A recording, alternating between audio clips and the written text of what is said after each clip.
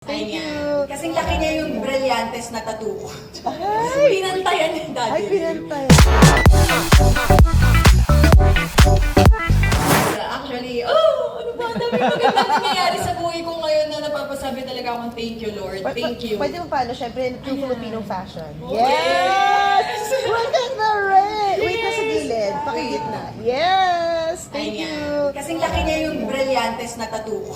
Ay! Pinantayan ni Daddy. Ay, pinantayan. Diba? Ang So tagal ko ng do tattoo you have yan. details of the ring? Like Oo.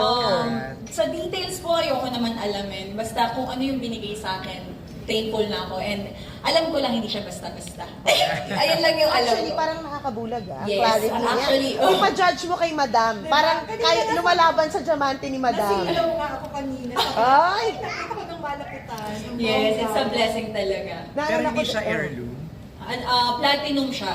Nami heirloom like pinamana, like... Ay, hindi po. Pinagawa po talaga ni fiancé sa Ay! US. Fiancé! At saka sa US, ayaw daw niya magpagawa ng ano so gusto niya yung hindi mahal. So, nag-effort talaga din Dahil siya. baka matiktikan mo. Ayaw lang niya sabihin yung presyo sa akin, pero may idea na ako. Hindi ko talaga sasabihin. Nasa-search mo na. Hindi ko ni-research. Actually, may binigay lang, may certificate kasi ito, may papeles siya eh. So, binigay niya sa akin yung papeles. Huwag na lang natin i-push ng, ayoko din to brag anything. Ang importante,